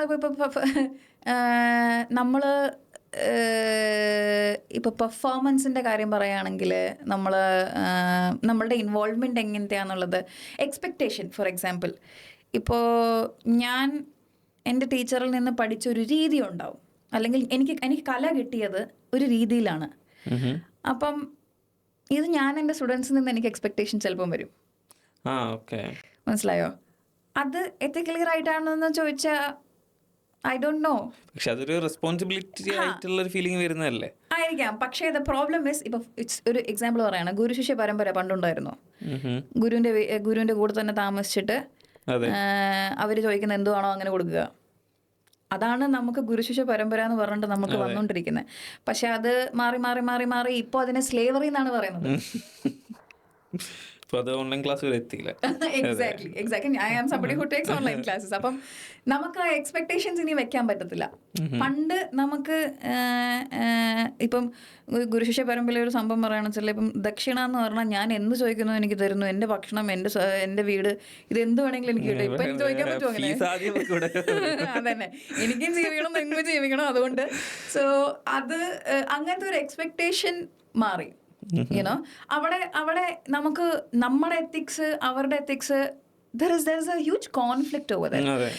ഇതൊന്നും കൂടാണ്ട് നമുക്ക് എത്തിക്കൽ സംഭവം ഇപ്പം ഞാൻ പറഞ്ഞതല്ലേ, നമ്മൾ നമ്മുടെ നാട് ഓടുമ്പോൾ നടുവേ ഓടണം എന്ന് പറയുന്ന പോലെ, ഈ പണ്ട് പറഞ്ഞിരിക്കുന്ന കാര്യങ്ങളും പണ്ട് നമ്മൾ ചെയ്തിരിക്കുന്ന ട്രഡീഷൻസ് ഒന്നും ഇപ്പം നമുക്ക് ഫോളോ ചെയ്യാൻ പറ്റത്തില്ല. അങ്ങനെ ഫോളോ ചെയ്താൽ എത്തിക്കൽ പ്രോബ്ലംസ് വരും. ഓക്കെ, അതെ. ഫോർ എക്സാമ്പിൾ, ഞാനിപ്പം ആ ബുക്കിൽ ഇപ്പം ഞാൻ നേരത്തെ പറഞ്ഞ നാട്യശാസ്ത്രവും ഈ കാര്യങ്ങളൊക്കെ എന്തെങ്കിലും എഴുതി വെച്ചിരിക്കുന്നത് ചിലപ്പം നമുക്ക് കംപ്ലീറ്റ്ലി അൺഅക്സെപ്റ്റബിൾ സാധനങ്ങളായിരിക്കും. അതിന്ന് നമ്മൾ പറഞ്ഞു കൊടുത്തു കഴിഞ്ഞാൽ കുട്ടികൾ തിരിച്ചു ചോദിക്കും, ഇതെന്താണ് ഇത് ഇങ്ങനെയൊക്കെ പിന്നെ എനിക്ക് ഡാൻസ് കളിക്കാൻ പറ്റത്തില്ലല്ലോ എന്നൊക്കെയുള്ള രീതിയിൽ ചോദ്യങ്ങൾ വരും. സോ എന്തെങ്കിലും ഒരു എക്സാമ്പിൾ തരുമോ? ഒരു example, yes. So there is something called as Nartaki Lakshanam or നർത്തക ലക്ഷണം. ഒന്നുമില്ല, ലക്ഷണം മൊത്തം നർത്തകി ആരാണ് അല്ലെങ്കിൽ നർത്തകൻ ആരാണെന്ന്. ബുക്കിൽ എഴുതി വെച്ചിരിക്കുന്നത് വണ്ണം ഉണ്ടാവാൻ പാടില്ല, മെലിഞ്ഞിരിക്കാൻ പാടില്ല, തടിച്ച ചുണ്ടായിരിക്കണം, മെലിഞ്ഞ ചുണ്ടാവാൻ പാടില്ല, കണ്ണ് മുടി ഉണ്ടാവണം, ബോൾഡായിരിക്കാൻ പാടില്ല. ഇങ്ങനത്തെ നമുക്ക് പറയാൻ പറ്റാത്ത രീതിയിലുള്ള കുറെ നമ്മുടെ മറ്റേ കേരള പേര് ഓർമ്മയില്ല, മറ്റേ കുലസ്ത്രീ പറഞ്ഞതായിട്ട് ചെറിയൊരു കണക്ഷൻ ഉണ്ടല്ലോ. നമ്മൾ സത്യഭാമ. അതെന്താണെന്നറിയോ, ഇതാണ് എനിക്ക് അവരെ, ഇതാണ് ഞാൻ പറഞ്ഞത്, അവരുടെ ഒരു കാലഘട്ടത്തിൽ വെച്ച് നോക്കിയപ്പം ഇതാണ് ഞാൻ നേരത്തെ പറഞ്ഞത്, എത്തിക്കലി റൈറ്റ് ആണെന്ന് വെച്ചല്ല. ഞാൻ പഠിപ്പിക്കുന്ന സാധനം അവർ പഠിച്ചിട്ടുണ്ട്, അതവര് എക്സിക്യൂട്ട് ചെയ്തുകൊണ്ടിരിക്കുകയാണ്. ഞാനത് നിർത്തി അവിടെ. അവിടെയെന്ന് പറഞ്ഞാൽ എക്സാക്ട്ലി. സോ ഫോർ എക്സാമ്പിൾ, ഇപ്പം ഞാൻ നേരത്തെ പറഞ്ഞല്ലേ, അതിനകത്ത് എഴുതിയിട്ടുണ്ട് ഈ പറഞ്ഞ ലക്ഷണം എന്ന് പറയുന്നത് പല പല സാധനത്തിൻ്റെ ലക്ഷണങ്ങളുണ്ട്. ഇന്നർ ക്വാളിറ്റീസ് ആവും, outer quality, literally appearance wise പറയുന്ന ക്വാളിറ്റീസാണ് ഈ നർത്തകി ലക്ഷണം എന്ന് പറയുന്നത്. ഇതിനകത്ത് ശരിക്കും പറയുന്നുണ്ട്, നല്ല കറുത്തിട്ടുണ്ടാവാൻ പാടില്ല, വെളുത്തിട്ടുണ്ടാവാൻ പാടില്ല, അല്ലെങ്കിൽ ഇങ്ങനെ മുടി ഉണ്ടാവണം, ഇങ്ങനെ മുടി ഉണ്ടാവാൻ പാടില്ല, ശരീരമായിട്ട് ഇങ്ങനെ ഉണ്ടാവണം, ഈ കോംപ്ലക്ഷൻ ആയിരിക്കണം, ഇങ്ങനെയൊക്കെ മെൻഷൻ ചെയ്ത് വെച്ചിട്ടുണ്ട് അതിനകത്ത്. അപ്പം ഇതാണ് നമ്മുടെ ഗുരുക്കൾ നമ്മളെ പഠിപ്പിച്ചുകൊണ്ടിരിക്കുന്നത്. പറഞ്ഞിട്ട് കാര്യമില്ല, കാരണം നമുക്ക് സർട്ടിഫിക്കേഷനും കാര്യങ്ങളൊക്കെ കിട്ടണമെന്നുണ്ടെങ്കിൽ ഇത് പഠിക്കണം. പക്ഷെ അത് എക്സിക്യൂട്ട് ചെയ്യണോ വേണ്ടായോ, അല്ലെങ്കിൽ നമ്മൾ ആ കാലഘട്ടത്തിലാണോ ഇപ്പോഴും ജീവിക്കുന്നത്? ഈ നിറങ്ങൾ വെച്ചിട്ട് നമുക്ക് ഒരാളുടെ കഴിവിനെ ജഡ്ജ് ചെയ്യാൻ പറ്റുമോ? ഇതൊക്കെയാണ്, ഇങ്ങനത്തെ കുറച്ച് കാര്യങ്ങളാണ് നമ്മൾ എത്തിക്കലി നമ്മൾ നോക്കണം. അതാണ് സബ്ജക്റ്റീവാണ്, because art has a freedom. ഇങ്ങനത്തെ കുറച്ച് ഡ്രോബാക്സും ഉണ്ട്. അപ്പം നമ്മൾ റെസ്പോൺസിബിളി ചെയ്യണമെന്ന് പറയുന്നത് അതുകൊണ്ട്, എന്തും ചെയ്യാമെന്നല്ല നമുക്ക് പറയുന്നത്. ഇപ്പൊ ഈ സത്യഭാമ പറയുന്നത് മോഹിനിയാട്ടത്തിനെ പറ്റിയിട്ടാണ് തോന്നുന്നല്ലേ? അതില് പറയുന്നത് നിറം ഇല്ലാത്ത ആളുകൾ ഇതിന് ഈ പണിക്ക് നിൽക്കരുത്, അങ്ങനെ എന്താണ് പറയുന്നത്? മത്സരത്തിൽ ഈ ഇപ്പം നാട്ടിലൊക്കെ ഈ മത്സരം ഭയങ്കര ഒരു ക്രേസ് ആണല്ലോ, ഈ നമ്മുടെ കലോത്സവം കാര്യങ്ങളൊക്കെ. അപ്പം അതിലൊക്കെ ഈ മേക്കപ്പിൽ എന്താ പറഞ്ഞാൽ നമ്മുടെ മാർക്കിംഗ് സിസ്റ്റത്തിനകത്ത് അതിനകത്ത് ഇപ്പം അംഗശുദ്ധി, ടെക്നിക്കൽ, താളം എന്നിവ ഇങ്ങനെ ഓരോരോ കോളത്തിനകത്ത് പ്രസൻറ്റേഷൻ എന്തെങ്കിലും ഉണ്ടാവും. എന്നുവെച്ചാൽ അത് കാണാൻ എന്ന് പറയുമ്പം ഒരു ക്യാരക്ടറാണ്, സീതയാണെന്ന് പറഞ്ഞിട്ട് സീതേനെ നമ്മൾ എങ്ങനെയാണോ ഇമാജിൻ ചെയ്തിട്ട് നമ്മൾ പ്രസൻറ്റ് ചെയ്യണമെന്നുള്ള രീതിയിലാണ് അവിടെ. ഞാനാണിപ്പോൾ ജഡ്ജ് എന്നുണ്ടെങ്കിൽ ഞാനായിരിക്കും ഇങ്ങനെയായിരിക്കും ഞാൻ നോക്കുക. ഇപ്പം സീതേനെയാണ് കാണിക്കുന്നത്, സീതേൻ്റെ ക്യാരക്ടറാണ് കാണിക്കുന്നതെങ്കിൽ ആ ക്യാരക്ടറിന് ഒത്ത വേഷമാണോ മേക്കപ്പാണോ? സീത എന്ന് പറഞ്ഞിട്ട് രാവണന്റെ കോസ്റ്റ്യൂം കൊണ്ടുവന്നിട്ട് കാര്യമില്ലല്ലോ. അങ്ങനെ അതാണ് അവിടെ ഉദ്ദേശിക്കുന്നത്. പക്ഷെ പുള്ളിക്കാരി അത് അഗൈൻ അവർക്ക് നല്ല എക്സ്പീരിയൻസും അറിവുമുള്ള സ്ത്രീ ആയിരിക്കാം. പക്ഷേ ഓരോരുത്തർ ഇതാണ് ഞാൻ പറഞ്ഞത്, അവരുടെ ആ കാലഘട്ടത്തിൽ അവർക്ക് അത് കളർഫുൾ ആയിരിക്കും. ഇപ്പം നമുക്ക് ആ ഒരു ബ്ലാക്ക് ആൻഡ് വൈറ്റ് തിയറി നമുക്കില്ല ഇപ്പോൾ, യുനോ. സോ അങ്ങനെ ഇതാണ് നമ്മൾ പറഞ്ഞപ്പോൾ ഇതിപ്പം ഈ വേരിയേഷൻ ഇതിനകത്തുനിന്ന് നല്ലതും ഉണ്ട് മോശവും ഉണ്ട് ഇതിനകത്ത്. But of course we will only take care of the good part and അതിനെ നമുക്ക് എങ്ങനെ എക്സിക്യൂട്ട് ചെയ്യാം. ഇതാണ് ഞാൻ പറഞ്ഞത്, ഈ നമ്മൾ ഹിസ്റ്ററിയിൽ നമ്മൾ എന്തൊക്കെ തെറ്റ് ചെയ്തിട്ടുണ്ടോ ശരി ചെയ്തിട്ടുണ്ടോ എന്ന് മനസ്സിലാക്കി വേണം പ്രസന്റിൽ ജീവിക്കാൻ. എന്നിട്ട് നമ്മൾ അതിൽ നിന്ന് ഫ്യൂച്ചറിലോട്ട്, ഡാൻസിൽ മാത്രമല്ല ഏത് കാര്യമായാലും എന്തെടുത്ത് നോക്കിയാലും ഹിസ്റ്ററിയിലുള്ള അത് തിരുത്തിയിട്ട് വേണം ജീവിക്കാൻ. Like in anything. കേരളത്തിൽ നിന്ന് എപ്പോഴാണ് ഡൽഹിയിലേക്ക് മൂവ് ചെയ്യുന്നത്? കേരളത്തിൽ നിന്ന് ഞാൻ ആക്ച്വലി ഡൽഹിയിൽ തന്നെ ആയിരുന്നു ജനിച്ചത്, നാട്ടിൽ. അത് കഴിഞ്ഞിട്ട് അച്ഛന് ജോലിയൊക്കെ ഡൽഹിയിലായിരുന്നു. അങ്ങനെ ഞാൻ ഡൽഹി തന്നെയാണ് പഠിച്ച് വളർന്നതൊക്കെ. പക്ഷേ എൻ്റെ കോളേജ് കഴിഞ്ഞിട്ട് ഞങ്ങൾ നാട്ടിലോട്ട് തിരിച്ചു വന്നു. അവിടെ ഒരു 1-2 വർഷം കഴിഞ്ഞപ്പോൾ ഞാൻ പിന്നെ കല്യാണം കഴിഞ്ഞിട്ട് മാറുമായിരുന്നു ചെയ്തത്. ഓക്കെ. എങ്ങനെ ഉണ്ടായിരുന്നു ഡൽഹിയിലെ ലൈഫ്? ഇപ്പോൾ ഈ ഡാൻസ് റിലേറ്റഡ് ആയിട്ടുള്ള കൂടുതലും ടൈം സ്പെൻഡ് ചെയ്തത് ഡൽഹിയിലായിരിക്കും. അതെ അതെ. എൻ്റെ എഡ്യൂക്കേഷൻ മുഴുവൻ അവിടെ തന്നെയായിരുന്നു, ഡാൻസിൻ്റെയും അക്കാഡമിക്കിലും. പക്ഷേ ഡാൻസ് ആയതുകൊണ്ട് ഒരുപാട് യാത്ര ചെയ്യുമായിരുന്നു. അതുകൊണ്ട് വർഷത്തിലൊരു 5-6 വട്ടമെങ്കിലും ഇങ്ങനെ ഓരോരോ തമിഴ്നാട്ടിലോ കൂടുതലും നമുക്കിപ്പം ഭരതനാട്യം ആയതുകൊണ്ട് തമിഴ്നാട്ടിൽ നിന്നെല്ലാം ഈ ഫെസ്റ്റിവൽ സമയമാകുമ്പോഴത്തേക്കും, ഉത്സവ സമയമാകുമ്പോഴത്തേക്കും എന്നൊക്കെ പറയുന്ന പോലെ ഓരോരോ ഫെസ്റ്റിവൽ സമയമാകുമ്പോഴത്തേക്കും ഓടിപ്പോയിട്ട് ഡാൻസ് കളിക്കുക. അവിടെ ഇവിടെ ഒക്കെ ലോകം പോകുമ്പോൾ ഇങ്ങനെ കറങ്ങി കറങ്ങി കറങ്ങി ഡാൻസ് കളിച്ച് നടക്കുക. അപ്പം ഡൽഹി എന്ന് പറയുമ്പം യെസ്, പഠിച്ചതും എൻ്റെ സർക്കിളും എൻ്റെ പിയറും എൻ്റെ ലൈഫൊക്കെ അവിടെ തന്നെയാണെങ്കിലും ഈ ഡാൻസ് എന്ന് പറയുമ്പം എൻ്റെ ലോകം ഒരിക്കലും ചെറുതായിട്ടില്ല. അതിങ്ങനെ വലുതായിക്കൊണ്ടേ ഇരുന്നിട്ടുള്ളൂ. അതെ, ഇപ്പൊ ഇവിടെ എത്തിയിരിക്കുന്നത്. അപ്പൊ എനിക്കതാണ് ചോദിക്കാനുള്ളത്. ഈ നാട്ടിൽ നിന്നും ഇങ്ങോട്ട് മൂവ് ചെയ്തപ്പം ഈ ഒരു ഡാൻസിന്റെ കാര്യം ആലോചിച്ചൊരു സ്ട്രെസ്സോ കാര്യങ്ങളോ ഉണ്ടായിരുന്നോ? കാരണം ഫുള്ളി എന്താ പറയുക, ഡെഡിക്കേറ്റ് ചെയ്ത ഒരാളാണ് ഇതിനു വേണ്ടിയിട്ട്. അപ്പം ഞാൻ വിശ്വസിക്കുന്നത് എന്താ വെച്ചാൽ, ഒരു അല്ലെങ്കിൽ ആർട്ടിസ്റ്റ് എന്നുള്ള ഒരു ക്യൂരിയസ് ആയിട്ടുള്ള പേഴ്സൺ ഇൻ ജനറൽ ഒരിക്കലും അത് ഉള്ളിൽ അടച്ചു പൂട്ടി വെക്കാൻ കഴിയില്ല. അത് എന്ത് സ്ട്രഗിൾ ചെയ്തിട്ടാണെങ്കിലും അത് പുറത്ത് വരും. അതേപോലെ ആ സ്ട്രെസ് ഉണ്ടായിരുന്നു അങ്ങോട്ട് മൂവ് ചെയ്തപ്പോൾ? പിന്നെ തീർച്ചയായിട്ടും ആദ്യം ആക്ച്വലി വന്നപ്പോൾ ഞാൻ ഇവിടെ നിൽക്കാനൊന്നും പോകുന്നില്ല. ഇവിടെ എന്തോന്ന്, ഇവിടെ എനിക്കൊന്നും പറ്റത്തില്ല, ഇവിടെ എങ്ങനെയാ നമുക്കെന്തോ ഒരുപാട് പ്രോഗ്രാം കിട്ടുന്നത്, ഇവിടെ മനുഷ്യനും അറിയത്തില്ല, ഭാഷ സംസാരിക്കുമോ, അപ്പം പിന്നെ എങ്ങനെയാ സംഭവം എന്നൊക്കെ ആ ഒരു ടെൻഷൻ ഉണ്ടായിരുന്നു. അതുകൊണ്ട് ഞാൻ എൻ്റെ ഹസ്ബൻഡ് എപ്പോഴും പറയുമായിരുന്നു, 1 വർഷം അത് കഴിഞ്ഞാൽ ഞാനിവിടെ നിൽക്കത്തില്ല എന്നുള്ള രീതിയിലായിരുന്നു. പക്ഷെ ആ ഒരു വർഷം ഞാൻ ഗ്യാപ്പ് എടുത്തു. ആ ഗ്യാപ്പ് എടുത്ത സമയത്ത് ഓക്കെ, ഡാൻസ് കളിക്കാണ്ട് ഞാൻ ഇത്രയും കാലം വരെ, ഞാൻ പറഞ്ഞല്ലോ ഞാനതിൽ ജീവിക്കുന്നതാണ്. അത് ഓൾമോസ്റ്റ് ലൈക്ക് എനിക്കൊരു ശ്വാസം എടുക്കുന്ന പോലെയാണ്, ഓക്സിജൻ ലൈക്ക്. സോ ആ വർഷം ഐ യൂസ്ഡ് എന്താ പറയുക, ഞാൻ എൻ്റെ പഠിത്തത്തിൽ ഞാൻ കുറച്ച് നോക്കി. എന്ന് വെച്ചാൽ ഞാൻ മോഹിനിയാട്ടവും ഭരതനാട്യമൊക്കെ എൻ്റെ ക്ലാസ്, ഞാൻ പഠിക്കുന്ന ക്ലാസ്സുകൾ ഞാൻ കണ്ടിന്യൂ ചെയ്തു. അപ്പോൾ ആ ഒരു വർഷം പോട്ടെ, കുറച്ചൊരു ഗ്യാപ്പ് എടുക്കല്ലേ, അപ്പോൾ ആ സമയം ഞാൻ പഠിക്കാം, എന്നിട്ട് തിരിച്ചു പോകുമ്പം നമുക്ക് പിന്നെയും പെർഫോമൻസിലേക്ക് പോകുമെന്നൊക്കെ വിചാരിച്ച് അങ്ങനെയൊക്കെ ആയിരുന്നു. ആ സമയത്ത് എനിക്ക് ഓൾറെഡി ബാംഗ്ലൂരിൽ ഡാൻസ് ക്ലാസ്സും കാര്യങ്ങളൊക്കെ ഉണ്ടായിരുന്നു. അപ്പം ഞാൻ സർവൈവിങ് മോഡിലായിരുന്നു ബേസിക്കലി. എന്താണെങ്കിലും കുഴപ്പമില്ല, നമുക്ക് 1 വർഷം പിടിച്ച് നിൽക്കണം എന്നുള്ളത്. 1 വർഷം കഴിഞ്ഞപ്പം ഹസ്ബൻഡിന്റെ ജോലി ഇവിടെ തന്നെ ഏകദേശം കൺഫേം ആയി. അപ്പോഴാണ് എനിക്കത് ഇമ്പാക്റ്റ് ആയത്. ആ 1 വർഷം എനിക്ക് കുഴപ്പമില്ല, ഞാനത് ടൈം യൂസ് ചെയ്യുവാണല്ലോ, and it was sort of like a break for me.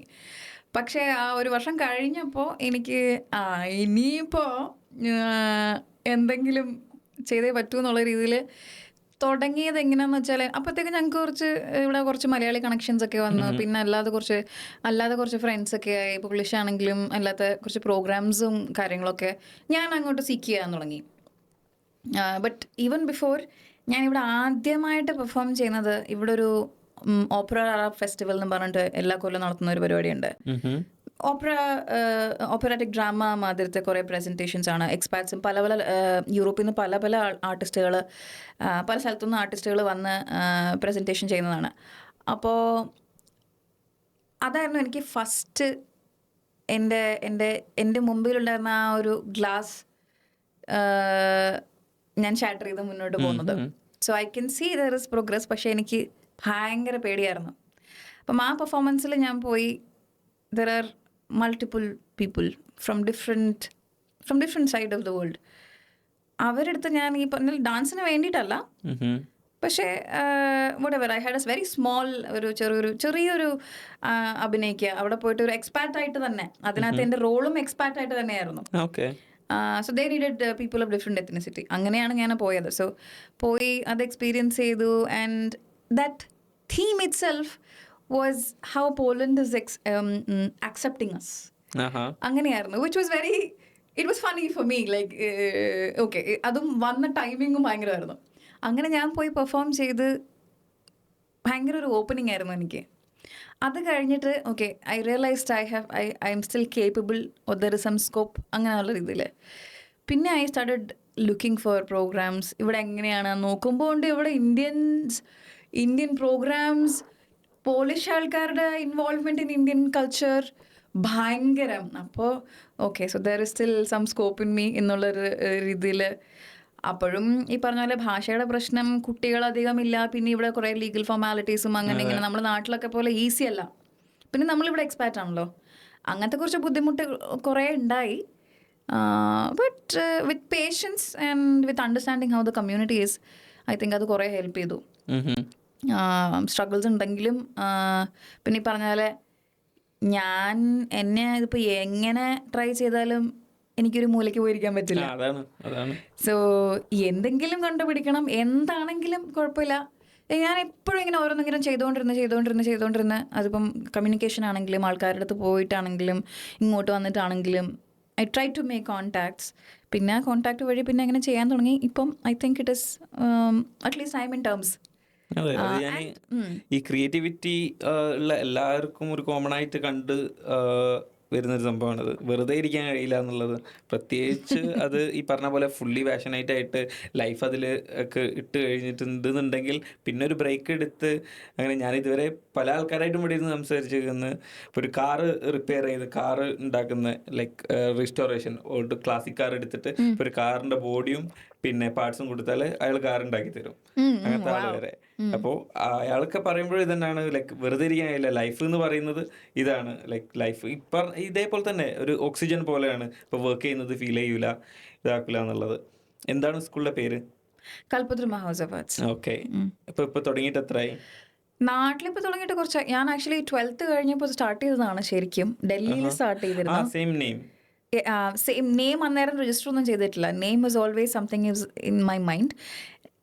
Name ആയത് ബാംഗ്ലൂർ വെച്ചിട്ടാണ്. After marriage when I started. ഇവിടെ വന്നിട്ട് അത് ലീഗലി അതെ, ഇവിടെ വേറെ മാർഗമില്ലാത്തതുകൊണ്ട് അങ്ങനെ. ഇവിടെ എങ്ങനെ ഉണ്ടായിരുന്നു റിസപ്ഷൻ ഫസ്റ്റ് പെർഫോമൻസിലും കാര്യങ്ങൾക്കൊക്കെ? സോ ഇവിടെ ഞാൻ ആദ്യം ചെയ്ത 2-3 പ്രോഗ്രാംസ് ആണ്. ഒന്ന് എംബസിയിലും പിന്നെ ഒന്ന് ഇവിടെ IPCC എന്ന് പറഞ്ഞിട്ടൊരു പ്രോഗ്രാം ഉണ്ട്. ഈ 2 സ്ഥലത്തും നമുക്കൊരു മിക്സ്ഡ് ഓഡിയൻസ് ആണ് ഉണ്ടായിട്ടുള്ളത്. ഇന്ത്യൻസ് ആണെങ്കിലും എക്സ്പാറ്റ്സ് ആണെങ്കിലും പോളിഷ് ആൾക്കാരാണെങ്കിലും ഈ 2 സ്ഥലത്തും നമുക്ക് അങ്ങനെ ഒരു ഓഡിയൻസ് ആയിരുന്നു ഉണ്ടായിരുന്നത്. ഇന്ത്യൻസിന് നമ്മൾ വിചാരിക്കും ആക്ച്വലി ഇന്ത്യൻസ് എന്നുള്ളതൊക്കെ കുറേ കണ്ടതാണ്, അപ്പം അവർക്കൊക്കെ വെറും പുച്ഛമായിരിക്കും എന്നൊക്കെ ആയിരുന്നു ഞാൻ വിചാരിച്ചിരുന്നത്. പിന്നെ പോളിഷുകാർക്ക് മനസ്സിലാവില്ലല്ലോ. അപ്പോൾ പിന്നെ ഞാൻ വെറുതെ ഒരു മട്ടും ഭാവമൊന്നും ഇല്ലാതെ ഇങ്ങനെ വെറുതെ പോയി പെർഫോം ചെയ്തതാണ്. എൻ്റെ ഒരു സന്തോഷത്തിനെങ്കിൽ എന്തെങ്കിലും കളിക്കണമല്ലോ വെച്ചിട്ട്. ഒരുപാട് കാലമായിട്ട് ഇങ്ങനെ കളിക്കാതെ ഞാൻ പറഞ്ഞില്ല, 1 വർഷം ഗ്യാപ്പ് കഴിഞ്ഞിട്ട് പിന്നെ എനിക്ക് പറ്റാണ്ടായി പോയി അങ്ങനെ. അപ്പം ഈ 2 പരിപാടിക്കും ഈ പറഞ്ഞ പോലെ പെർഫോം ചെയ്തപ്പോഴത്തേക്കും ഇന്ത്യൻസിൻ്റെ അടക്കം ഫാസിനേഷൻ കണ്ടപ്പോൾ പിന്നെ പോളിഷുകാർക്ക് ആ ഒരു കോസ്റ്റ്യൂം, ആ മൂവ്മെൻറ്റ്സും നമ്മുടെ ആ ഒരു എക്സ്പ്രഷനും കാര്യങ്ങളൊക്കെ അവർക്ക്, അതും അവർ മൈന്യൂട്ടായിട്ട് കണ്ടിട്ട് വന്നിട്ട് എൻ്റെ അടുത്ത് ഓരോരോ കമൻസ് വന്ന് പറഞ്ഞപ്പോഴാണ് എനിക്ക് I sort of felt like I still have my wings. So അത് കഴിഞ്ഞപ്പോഴത്തേക്കും പിന്നെ ഓരോ തവണ ഈ 2 പ്രോഗ്രാംസിനും ഓരോ തവണ ചെയ്യുമ്പോഴും ഇപ്പോഴും എനിക്ക് ആ ഒരു പോസിറ്റീവ് റെസ്പോൺസ് കിട്ടും. അവരിൽ നിന്നാണെങ്കിൽ ചിലരൊക്കെ വന്നിട്ട് എനിക്ക് ഇങ്ങനെയാണ്, ഇങ്ങനെയൊക്കെയാണല്ലോ എനിക്ക് പഠിക്കണം. പിന്നെ അവരുടെ ഈ പറഞ്ഞ പോലെ അവരിലുള്ള ഒരു ക്യൂരിയോസിറ്റി ഉണ്ട് നമ്മുടെ കൾച്ചർ മനസ്സിലാക്കാനും. പിന്നെ ഇപ്പോൾ നേരത്തെ ഇപ്പം നിങ്ങൾ ചോദിച്ചല്ലോ ഓരോരോ ഇപ്പം ഇതിൻ്റെ ഹിസ്റ്ററി എന്താണ്, ഇതെന്താ ഇങ്ങനെ ചെയ്യുന്നത്. ആൻഡ് മോർ ദൻ അസ് അവർക്ക് ഏറ്റവും കൂടുതൽ പ്രാധാന്യം എന്താണെന്ന് പറഞ്ഞാൽ ഇതിൽ നിന്ന് കിട്ടുന്ന ഫീലിംഗ് ആണ്. നമ്മളിപ്പോൾ ചിലപ്പം കുറേയൊക്കെ നമ്മുടെയൊക്കെ ഈ കലോത്സവം കാലഘട്ടത്തിൽ എല്ലാവരും നമുക്ക് ഇതെല്ലാം കോമ്പറ്റീഷനാണ്. നമുക്ക് അവരെക്കാട്ടിലും ഭേദമാവണം, എനിക്ക് ഏറ്റവും വലിയ ഡാൻസർ ആവണം, എനിക്ക് ഏറ്റവും വലിയ ഇൻസ്റ്റിറ്റ്യൂഷൻ ആവണം, ഇങ്ങനെയൊക്കെ ചിന്തകളൊക്കെ ആയിരിക്കും നമുക്കുണ്ടാവുക. പക്ഷെ അവർ വരുന്നത് അവർ പ്യുവർ അതിൻ്റെ ജെന്യുവൻ ആയിട്ടുള്ള ഇൻട്രസ്റ്റോ അല്ലെങ്കിൽ അതിൻ്റെ ഫീലിംഗ് കൊണ്ടോ നേരത്തെ പറഞ്ഞ പോലെ അതിൻ്റെ സ്പിരിച്വാലിറ്റി മനസ്സിലാക്കാൻ വേണ്ടിയിട്ടാണ് അവർ വരുന്നത്. അതൊരു ഫ്യൂവലാണ് എനിക്ക്. അതെ, ഓഫ് കോഴ്സ്. കാരണം അവർക്ക് പ്രത്യേകിച്ച് ഒരു എക്സോട്ടിക് ആയിരിക്കുമല്ലോ.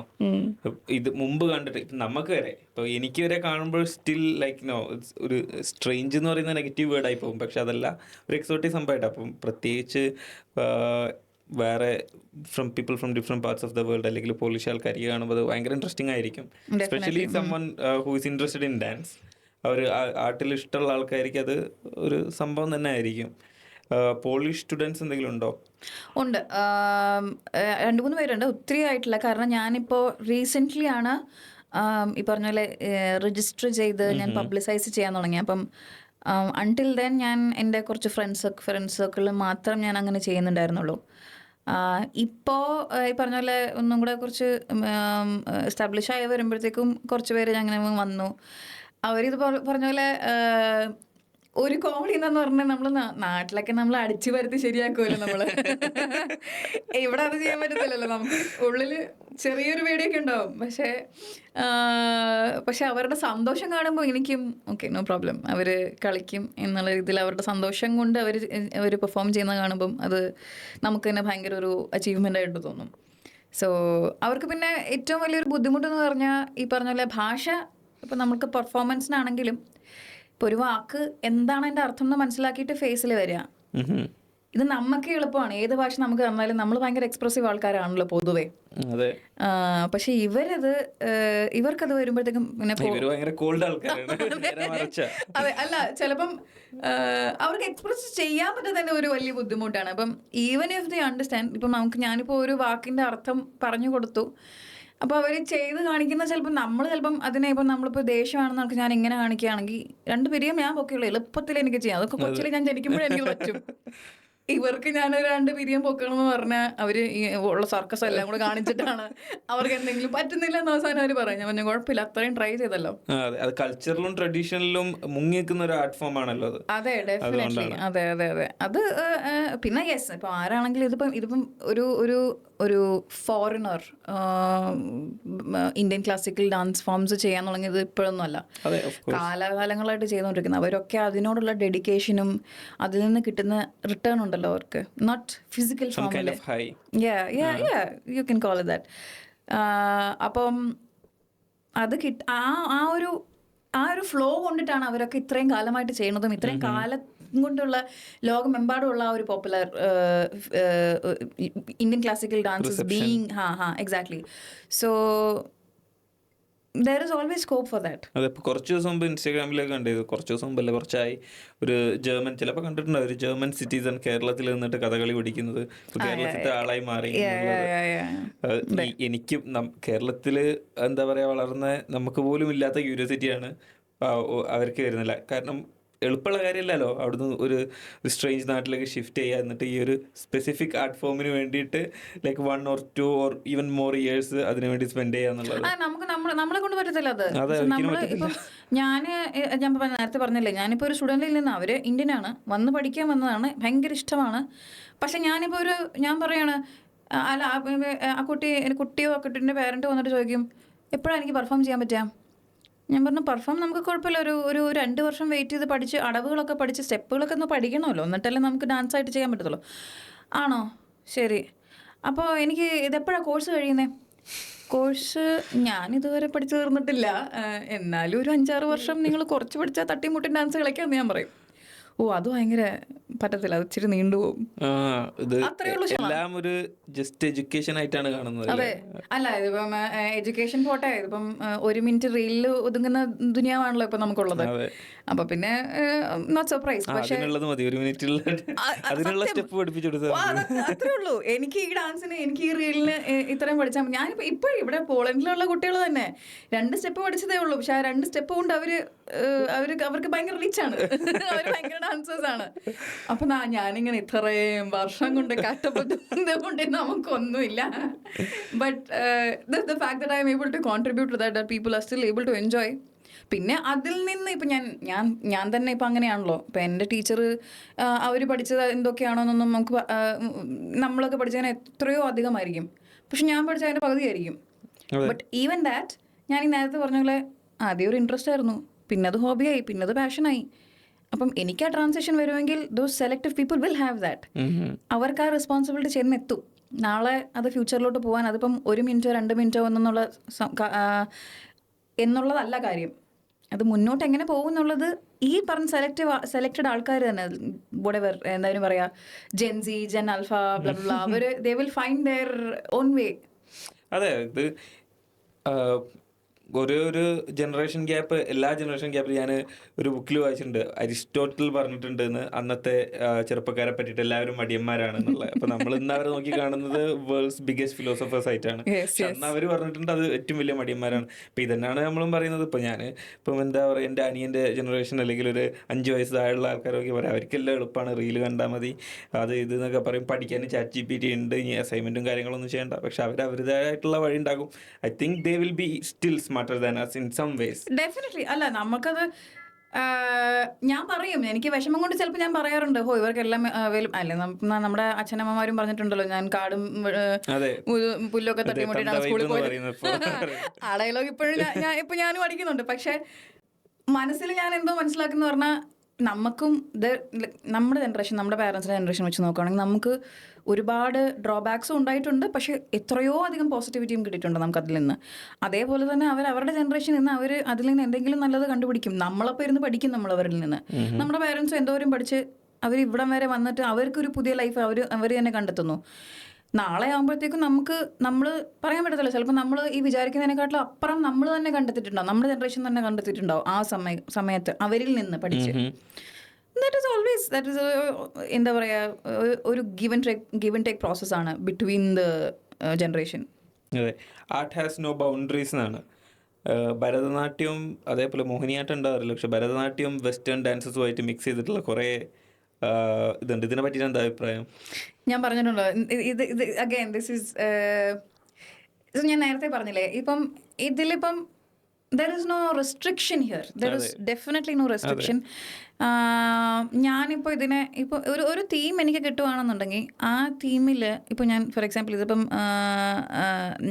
I am somebody who loves കൊലാബറേറ്റിംഗ്.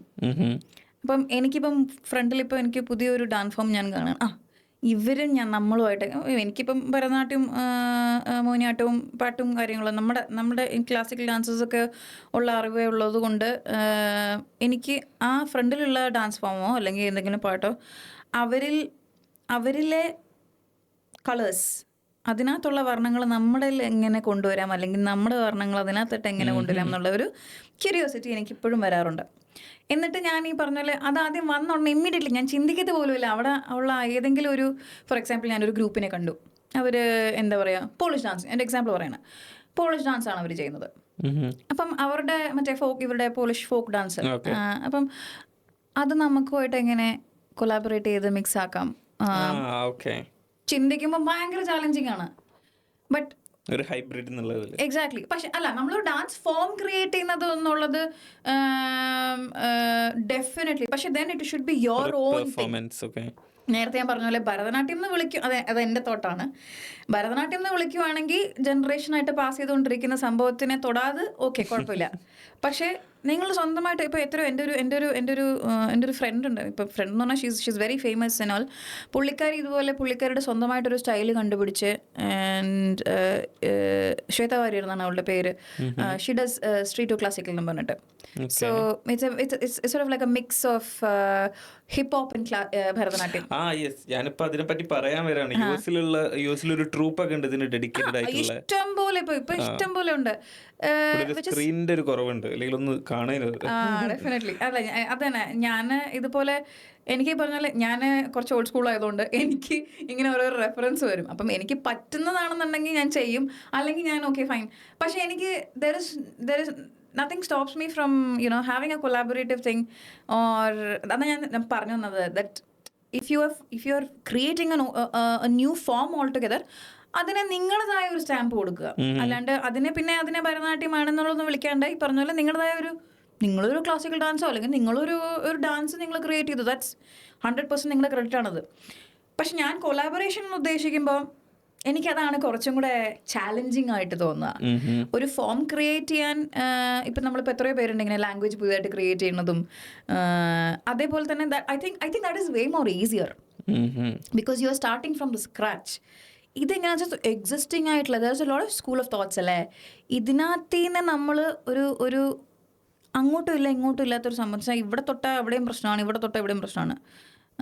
ഇതൊന്നും ഇല്ലാതെ നമ്മൾ ഇതിനകത്തു നിന്നുള്ള basically you are trying to bring balance, ഒരു സിങ്ക് കൊണ്ടുവരാൻ ശ്രമിക്കുമ്പോഴാണ് ഏറ്റവും കൂടുതൽ നമുക്ക് ബുദ്ധിമുട്ട് വരിക. Where there is a lot of compromise, there is a lot of communication within the art form. കമ്മ്യൂണിക്കേഷനും സിങ്കിങ്ങും ഇതൊന്നും നമുക്ക് എളുപ്പപ്പണിയല്ല, പറയുമ്പോൾ എളുപ്പമാണ്. പക്ഷെ ഇത് ചിന്തിച്ച് when it challenges me, that is where it I always feel like okay there is something new over there. അപ്പം I'm always up for any sort of collaboration. ഇപ്പം എന്താണ്, ഇപ്പം ഞാൻ നേരത്തെ പറഞ്ഞ പോലെ പോളിഷ് ഡാൻസിൻ്റെ ആണെങ്കിൽ ഇപ്പം എനിക്ക് ചുമ്മാ അപ്പം അവരുടെ so what I do is I observe dum. ഇപ്പം അവരുടെ ആ ഒരു ഫോർമേഷൻ എന്താണ്, because they have the circular movement and paired ആയിട്ടുള്ള കുറേ മൂവ്മെൻറ്റ്സ്, അങ്ങനെ ഒരു എക്സാമ്പിൾ പറഞ്ഞതാണ്. അപ്പം അതും ഭരതനാട്യമായിട്ട് എങ്ങനെ മിക്സ് ചെയ്യാം, അല്ലെങ്കിൽ ആ ഒരു ഫോർമേഷനിൽ, ആ ഒരു കോസ്റ്റ്യൂമിൽ നമ്മുടെ സ്റ്റെപ്സുകൾ എങ്ങനെ ഇൻകൾക്കേറ്റ് ചെയ്യാം, ഇതൊക്കെയാണ് എൻ്റെ തോട്ട്സ് വരിക. That challenges me more. Like അപ്പോഴല്ലേ നമുക്ക് നമ്മുടെ ആ ഒരു ഓക്കെ ഇത്രയും വന്ന അറിവും ആ ഒരു you know that knowledge and everything how can I execute, ഇവിടെ ഞാൻ എങ്ങനെ ഇതിനെ പ്രാവർത്തികമാക്കാം എന്നുള്ള സംഭവം ഇതങ്ങോട്ട് സ്റ്റാർട്ട് ചെയ്യുമ്പോഴത്തേക്കാണ് ഐ ഫീൽ അലൈവ്. യുനോ അത് വെരി ഇൻട്രസ്റ്റിംഗ്, വെരി ഇൻട്രസ്റ്റിംഗ്. സ്കൂളിലെ ഫ്യൂച്ചേഴ്സ് പ്ലാൻസ് എന്തൊക്കെയാണ്? എന്തെങ്കിലും ഗോൾ ഉണ്ടോ? Certain goals? ഗോൾസ് ഒക്കെ ഉണ്ട്, ബട്ട് ഐ ഡോണ്ട് നോ, ഞാനതൊരു എക്സിക്യൂഷൻ ലെവലിലായിട്ടായിട്ടില്ല. സോ ബട്ട് അത് പോലൻഡിൽ മാത്രമായിട്ടുള്ളൊരു സംഭവമൊന്നുമല്ല, കുറച്ചും കൂടെ സെൻസിറ്റീവ് ടോപ്പിക് ആയതുകൊണ്ട് hopefully I will be able to execute. But otherwise ഇപ്പോൾ ഒരു 5 year പ്ലാൻ എന്നുള്ള രീതിയിൽ പറയുകയാണെന്ന് വെച്ചാൽ exactly. Although it doesn't make any sense for somebody who is in my profession. എനിക്ക് പേടിയാണ് അങ്ങനെ എന്തെങ്കിലും ചോദിക്കുകയാണെങ്കിൽ ആൾക്കാർ. ഇന്റർവ്യൂക്ക് തന്നെ it doesn't make sense. Exactly. ഒരു 1 week മുമ്പ് ഇന്റർവ്യൂ എടുത്തപ്പം ലൈക്ക് 5 years സെയിം ക്വസ്റ്റ്യൻ ചോദിച്ചു. കാരണം നമുക്ക് അവിടെ ചോദിക്കേണ്ട ക്വസ്റ്റ്യൻ ആണ്, മാറ്റി ട്യൂൺ ചെയ്തിട്ടൊക്കെ ചോദിക്കാം. അപ്പൊ like I don't even know what I will do in 2 years, so I cannot answer this. അല്ല ഞാനിപ്പോ നാളെ എന്താ ചെയ്യാൻ പോകുന്നത് എനിക്കറിയത്തില്ല. സോ നോ, അല്ല ഇപ്പൊ ഇവിടെ ഞാനൊരു നിയർ ഫ്യൂച്ചർ എന്നുള്ള രീതിയിൽ പറയുകയാണെന്ന് വെച്ചാല് എനിക്ക് ബേസിക്കലി ഇപ്പം അവയർനെസ് എനിക്ക് ഇവിടെ പോളണ്ടിൽ കമ്പാരിറ്റീവ്ലി കുറച്ച് കുറവാണ് about the art form and everything. Even though ആൾക്കാരുണ്ട്, എന്നാലും എനിക്ക് കുറച്ചും കൂടെ ഇൻസൈറ്റ്, കുറച്ചും കൂടെ ലോക്കൽസിൽ എനിക്കിത് ഇമ്പോസ് ചെയ്യാനല്ല. ഐ വോണ്ട് ടു ലൈക്ക്, ഞാനിത് ഈയിടെ ഞാൻ വേറൊരിടത്ത് ഇങ്ങനെ പറയണ്ടായി, ഇതിനെ അപ്ലിഫ്റ്റ് ചെയ്യേണ്ട ആവശ്യമില്ല, എനിക്കിതിനെ വളർത്താനും അതിന് എന്താ പറയാ, എൻ്റെ ആവശ്യമില്ല അതിന്. But what I want to do is എത്രത്തോളം ആൾക്കാരുടെ ഇത് ചെല്ലുന്നോ അത്രയും നല്ലത്. അപ്പൊ അവർക്ക് ചിലപ്പം ഈ പറഞ്ഞ പോലെ ഇപ്പൊ ഞാൻ എന്തെങ്കിലും ഇതിനകത്ത് കോൺട്രിബ്യൂട്ട് ചെയ്യാൻ പറ്റുന്നുണ്ടെന്നുണ്ടെങ്കിൽ അവർക്ക് എന്തെങ്കിലും അതുപോലെ അവരുടേതായ ലോകത്തിൽ നിന്നും അവരുടെ ആ ഒരു കളറിൽ നിന്നും അവർക്ക് ചെയ്യാൻ പറ്റും, which is only going to develop in to something else all together in കുറേ കാലം കഴിഞ്ഞാൽ. അപ്പം എനിക്ക് മോസ്റ്റ് ഇമ്പോർട്ടൻ്റ്ലി എനിക്കിത് എങ്ങനെ കുറച്ചും കൂടെ ഇൻസൈഡ് കമ്മ്യൂണിറ്റിയിൽ ഉള്ളിലേക്ക് എങ്ങനെ പോകാൻ പറ്റും. പിന്നെ I want to do some പറഞ്ഞ പോലെ ഫാസിനേറ്റിംഗ് ആയിട്ടുള്ള കുറച്ച് കൊളാബറേഷൻസും കാര്യങ്ങളും. ലൈക്ക് ദർ ഇസ്, നേരത്തെ പറഞ്ഞ പോലെ there is no boundary and there is no restriction and thus full of freedom. അപ്പം ഈ റെസ്ട്രിക്ഷനും ഫ്രീഡമും ആണ് എൻ്റെ ഒരു 10 year ഗോൾ എന്ന് വേണമെങ്കിലും പറയാം. So hopefully restrictions and freedom. Exactly. I mean, see, no, unfortunately ഇപ്പം നമ്മുടെ ഇന്ത്യയിലാണെങ്കിൽ തന്നെ അങ്ങനത്തെ കുറേ റെസ്ട്രിക്ഷൻസും കാര്യങ്ങളൊക്കെ ഉണ്ട്. പറയുമ്പോൾ നമ്മൾ എങ്ങനെയാണ് അതിനിപ്പോൾ എന്താണ് എങ്ങനെയാണ് ഇന്ത്യയിൽ എല്ലാ തരത്തിലുള്ള റെസ്ട്രിക്ഷൻസും ഉണ്ട്. ഇപ്പോഴുള്ള കോൺട്രവേഴ്സി കണ്ടില്ലേ, കോമഡി പറഞ്ഞതിനും ജോക്ക് പറഞ്ഞതിനുമാണ് ജയിലിൽ പോകുന്നവരെ പറയുന്നത്. അങ്ങനെ more freedom you have, there is also float that. അല്ല ഇന്ത്യയിൽ നമുക്കിപ്പം പറയാൻ അഡ്രസ്സ് ചെയ്യേണ്ട ഒരുപാട് ഇഷ്യൂസ് ഉണ്ട്. ഇപ്പോഴും ഇപ്പോൾ ഡാൻസിലാണെങ്കിൽ തന്നെ casteism is still an issue, even though it is an existing thing. പക്ഷെ നമ്മൾ ഡാൻസിൽ വിചാരിക്കും നമ്മൾ ഡാൻസിൽ ഇപ്പം എന്താ ജാതി മതവും കാര്യങ്ങളും വെച്ചിട്ട് എന്താ കാര്യം. പക്ഷെ ഇപ്പോഴും ഉണ്ടത്, ഞാൻ തന്നെ ഫേസ് ചെയ്തിട്ടുണ്ട്. അങ്ങനെ പല ഇൻസിഡൻസ് ഉണ്ടായിട്ടുണ്ട്. സോ ഇതൊക്കെ നമ്മൾ ഇപ്പോഴും അഡ്രസ് ചെയ്ത് സിസ്റ്റം ഇത് ടീച്ചേഴ്സിന്റെ അടുത്ത് നിന്നാണോ വരുന്നത്, അല്ലെങ്കിൽ ഒരു ഓർഗനൈസേഷന്റെ മുകളിലിരിക്കുന്ന ഒരു ഈവിൽ പേഴ്സൺ? ഞാൻ അല്ല, there is everything. Okay, ഒരു ഹൈറാർക്കി എന്ന് പറയുകയാണെങ്കിൽ ഡാൻസിന്റെ ഇപ്പൊ ക്ലാസിക്കൽ ഡാൻസിന്റെ മേഖലയിൽ ഗുരുക്കൾക്കാണ് അത് കൂടുതലും വരുന്നത്. ആൻഡ് നമ്മൾ ഒരു അൺലേണിംഗ് ജനറേഷനിലാണ്. സോ നമ്മുടെ ഗുരുക്കൾ കുറെ ഈ പറഞ്ഞ പോലെ അൺഎത്തിക്കൽ ആയിട്ടുള്ള അൺവാണ്ടഡ് ആയിട്ടുള്ള ഈ പറഞ്ഞ പോലെ കുറെ കാര്യങ്ങളൊക്കെ പഠിപ്പിച്ചു തന്നത് നമ്മൾ അൺലേൺ ചെയ്തിട്ടാണ് നമ്മൾ പഠിപ്പിച്ചുകൊണ്ടിരിക്കുന്നത്.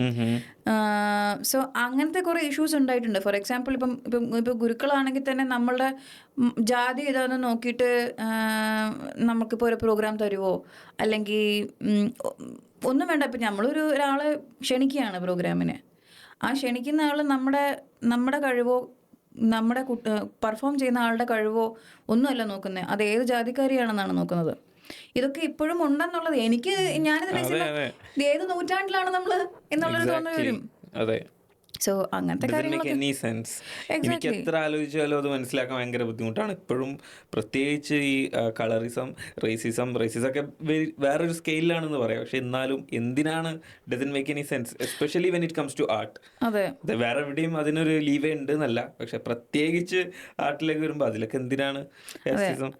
അതിപ്പോൾ നമ്മൾ ഇപ്പോൾ ഈ കേരളത്തിലാട്ടെ തമിഴ്നാട്ടിലാട്ടെ ഈ കൾച്ചറലി റിച്ച് ആയിട്ടിരിക്കുന്ന സ്ഥലത്തിൽ തന്നെ ഇതും ഒരു പ്രശ്നമാണ്. അത് ഞാൻ ഈ അടുത്ത് കേട്ടു, ഡാൻസിനെ പറ്റിയിട്ടല്ല, ബട്ട് ഇൻ ജനറൽ കേരളമാണ് എന്താ പറയുക സോഷ്യലി ഏറ്റവും കൂടുതൽ പ്രോഗ്രസീവ് ആയിട്ടുള്ള സൊസൈറ്റി ഇന്ത്യയിൽ എന്നൊക്കെ പറയുന്നത്. പക്ഷേ അവിടെ എപ്പോഴും കാസ്റ്റിസം ഉണ്ട് എന്ന് പറയുന്നത്. ഐ മീൻ കുറച്ച് ദിവസം മുമ്പ് നമ്മുടെ ഒരു കേന്ദ്രമന്ത്രിയോ MP സുരേഷ് ഗോപി MP അല്ലേ, MP പറയുന്നത് മൈക്കിൽ വിളിച്ച് പറയുന്നത് കേട്ടോ, ഒരു ജാതിയനായിട്ടുള്ള മന്ത്രിയാണ് വേണ്ടേ. അപ്പം അതൊക്കെ മാറ്റി നിർത്തിയാൽ അങ്ങനെ ഉണ്ടോ കേരളത്തിൽ ഈ പ്രശ്നങ്ങൾ, പ്രത്യേകിച്ച് ഡാൻസിലേക്ക് വരുമ്പോൾ? ഡെഫിനറ്റ്ലി ഉണ്ട് നാട്ടിൽ നമുക്ക്. പക്ഷേ അവിടെ ഈ പറഞ്ഞ പോലെ നമ്മുടെ ഈ ലിറ്ററസി റേറ്റ് എന്ന് പറഞ്ഞാൽ അവിടെ കുറേ മറച്ചു വരുന്ന കുറച്ച് കാര്യങ്ങളൊക്കെ ഉണ്ട്. ഒരു വൈറ്റ് വാഷിംഗ്. അതെ. പിന്നെ ഇപ്പം ചില കാര്യങ്ങൾ അത് പുറത്ത് വരുമ്പോഴത്തേക്കുമാണ് ഇവർക്ക് താങ്ങാൻ പറ്റാത്തത്. ബട്ട് ഞാനത് കംപ്ലീറ്റ്ലി എനിക്ക് കുറ്റം പറയാൻ പറ്റത്തില്ല. കാരണം അവിടുന്ന് തന്നെ എന്തോരം നല്ല കാര്യങ്ങളാണ് വന്നുകൊണ്ടിരിക്കുന്നത് അറിയാം. ഇപ്പോൾ ഗുരുക്കളാണെങ്കിൽ തന്നെ, ബിക്കോസ് ഞാനിപ്പോൾ എൻ്റെ ഇപ്പോഴത്തെ കറണ്ട് ഗുരു രാജശ്രീ വാര്യർ, പുള്ളിക്കാരി ട്രിവാൻഡ്രത്താണ്. അപ്പം പുള്ളിക്കാരി എൻ്റെ ഒരു ചിന്താഗതിയും ഒരു എന്താണ് പറയുക വിസ്റ്റം ഒക്കെ വേ പ്രോഗ്രസീവ് ആണ്. ഞാൻ ചിന്തിക്കുന്നതിനെക്കാട്ടിലും എത്രയോ പ്രോഗ്രസീവായിട്ടാണ്, എത്രയോ അഹെഡാണ് അവർ.